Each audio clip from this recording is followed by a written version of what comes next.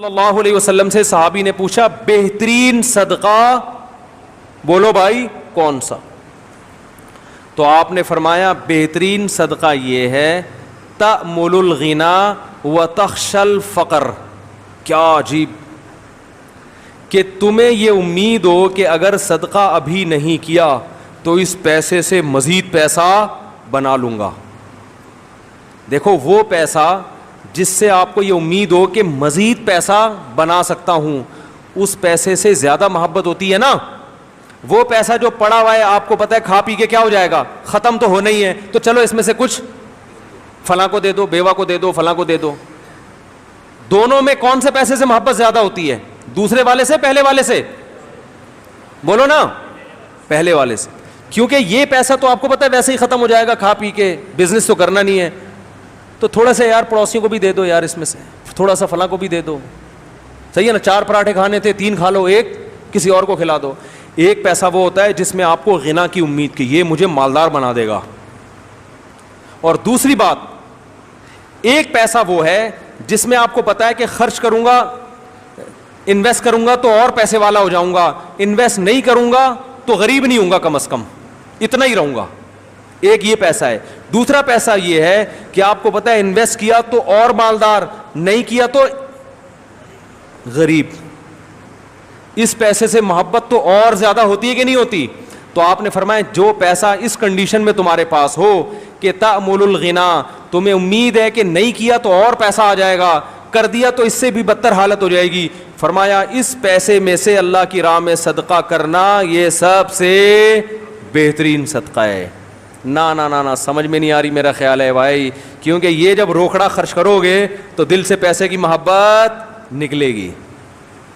اللہ نے قرآن مجید میں جو صدقات و خیرات کی ترغیب دی ہے نا, اس ترغیب کا مقصد صرف غریبوں کو پیٹ بھرنا نہیں ہے, اس کا مقصد قرآن مجید نے ایک یہ بھی بتایا ہے کہ جو لوگ اللہ کی راہ میں مال خرچ کرتے ہیں اپنی اصلاح کے لیے, سورہ آل عمران میں, اپنے دل سے پیسے کی محبت نکالنے کے لیے, ان کو بھی خوشخبری دے دیں اجر عظیم کی.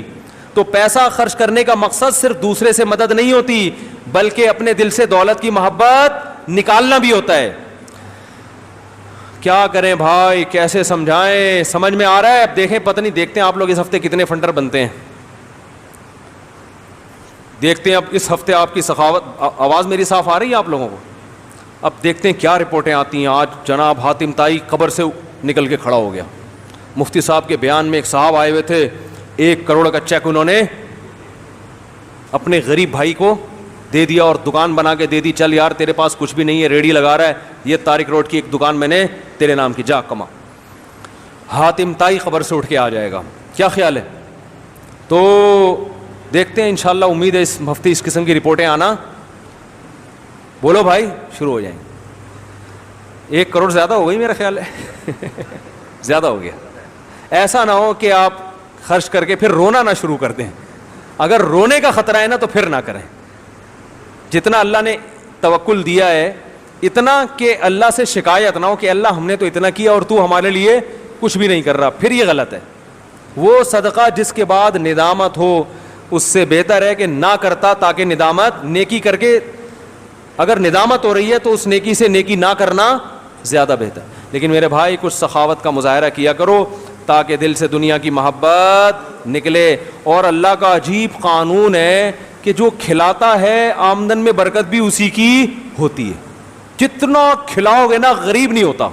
حدیث میں آتا ہے کہ نبی صلی اللہ علیہ وسلم نے فرمایا ما نقصت صدقۃ من مال, فرمایا صدقے نے کبھی کسی کے مال میں کمی نہیں کی ہے. کبھی ہوا ہی نہیں ایسا تاریخ میں کہ صدقہ کرنے سے غریب بن گیا ہو. آپ نے اس نیت سے نہیں کرنا کہ صدقہ کیا تو غریب نہیں بنوں گا, آپ نے تو اللہ کے لیے کرنا ہے. تو دل سے میرے بھائی پیسے کی محبت کیا کرو, نکالو. اور جاہ کی محبت بھی ہر جگہ. جاہ کی ایک علامت پتہ ہے کیا ہے؟ زیادہ بولنا. جو آدمی ہر محفل میں بولتا ہے نا, اس کا مطلب ہے اس کو اپنی ٹانگ ہر جگہ اونچی کرنے کا شوق ہے. اس لیے صوفیہ کرام کے ہاں اس کا بڑا اہتمام, خاموشی سکھائی جاتی تھی. جب تک لوگ آپ سے کچھ سننا نہیں چاہ رہے آپ چپ کر کے محفل میں کیا کریں, بیٹھے رہیں. ایسا بھی ہم نے دیکھا ہے. محفل لگی ہوئی ہوتی ہے, علماء بیٹھے ہوئے ہیں, بڑے لوگ بیٹھے ہوئے, ایک درمیان میں ایک آدمی بار بار بولے جا رہا ہوتا ہے, وہ یہ شو کرنے کے لیے کہ میں بھی اس مجلس میں موجود ہوں. بھائی چپ کر کے بیٹھے رہو, جب بڑے بیٹھے ہوئے ہیں تو تمہیں بولنے کی کیا ضرورت ہے. اس لیے زیادہ بولنا, ہر محفل میں بولنا, بے وقت بولنا, کوئی آپ سے مشورہ لے نہیں رہا بلا وجہ اس کو جا کے مشورہ دینا, یہ بھی حب جاہ کی علامت ہے. اس کی علامت ہے آپ کے دل میں بڑا بننے کا ہوس ہے. جب پوچھا جائے, دیکھو ہمارے یہاں نا ڈاکٹروں کا ایک گروپ ہے, یہ تو ہر فیلڈ میں ہوتے ہیں نا, ہر فیلڈ میں ڈاکٹروں کا ایک پینل ہے. آپ نے کوئی مشورہ لینا ہے تو جو سینئر جو ڈاکٹر ہوتے ہیں نا وہ سینئر کو بولنے دیتے ہیں, بھئی یہ سینئر ہے ان کو بولنے دو. اگر وہاں کوئی جونیئر پہلے بول رہا ہے سینئر سے پہلے, بے شک صحیح بول رہا ہو, اس کا مطلب اس کو بولو نا شوق ہے. بھائی جب سب بیٹھے ہوئے ہیں تو سینئر کو پہلے بولنے دو نا, اس کی بات پہ کوئی اشکال ہوگا تو پھر آپ, یا آپ سے پوچھا جائے گا تو آپ بھی. ہمارے ہاں علماء میں کیا ہوتا ہے, جب مجلس تحقیق ہوتی ہے نا علماء کی, تو ہم بالکل چپ بیٹھے ہوتے ہیں. ایک ایک گھنٹے کی مجلس میں ہم کیا ہوتے ہیں, چپ. بڑے بول رہے ہوتے ہیں.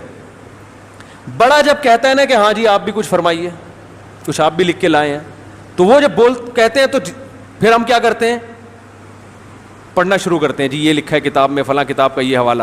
لیکن جو اناڑی لوگ ہم نے دیکھے ہیں نا, جن کو تربیت نہیں ہوتی, وہ کیا ہوتا ہے کہ بڑا بیٹھا ہوا ہے اور چھوٹا پہلے بولنا, اور پھر بولتا بھی نہیں, لڑتا ہے, پھر اپنی بات کو کیا کرتا ہے, منواتا ہے, ٹھونستا ہے. صحیح ہے نا, لڑائی گھروں میں بھی یہی ہے. باپ بیٹھا ہوا ہے, بول کون رہا ہے, بیٹا زیادہ بول رہا ہے, باپ چپ بیٹھا ہوا ہے. اس کا مطلب بیٹے کو باپ بننے کا شوق ہے. یہ اللہ کی تقدیر پر اس کو اعتراض ہے کہ اللہ پہلے مجھے پیدا ہونا تھا, میرے ابا پہلے پیدا کیوں ہو گئے.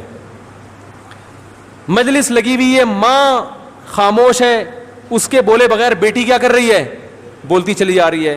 اس کا مطلب بیٹی اللہ کی تقدیر پہ راضی نہیں ہے, وہ اللہ سے بزبان حال کہہ رہی ہے, اے اللہ مجھے پہلے پیدا ہونا چاہیے تھا, میری اماں کو تو نے مجھ سے پہلے پیدا کیوں کیا.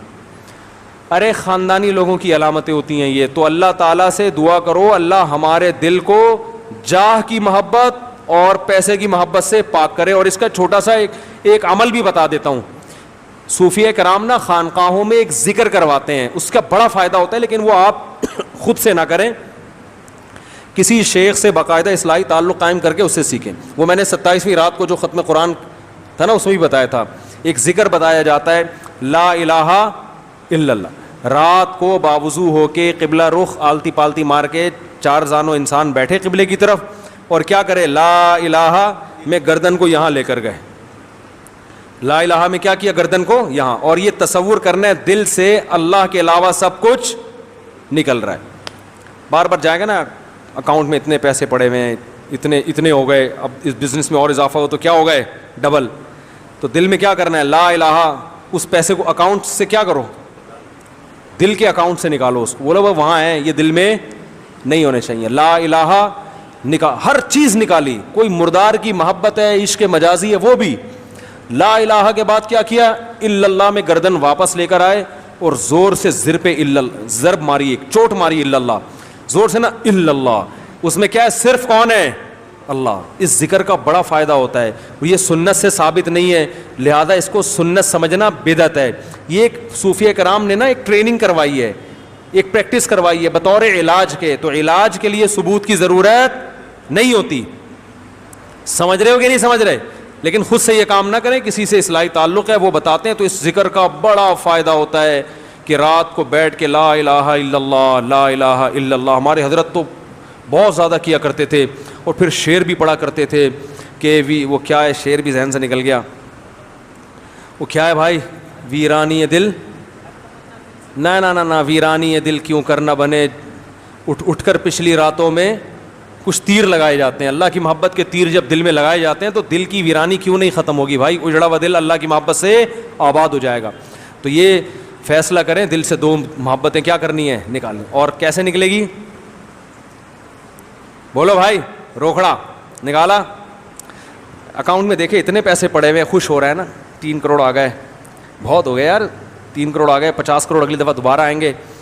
چیک بنایا 1 کروڑ کا, زیادہ ہو گیا نا, بار بار اس کا تذکرہ, 3 کروڑ 2 کروڑ, یار 1 کروڑ کا چیک بنا, اب سوچنا ہے کس کو دینے, دے دو یار, جان چھڑائے, کچھ نہیں ہوتا, ختم ہونے سے قبر میں جائیں گے تو ویسے ہی ختم ہو جائیں گے نا, تو ایسے کیا کر. پھر دیکھتے ہیں اگلے ہفتے کون بیان میں آتا ہے اور کون نہیں آتا. اللہ سمجھنے کی عمل کی توفیق عطا فرمائے.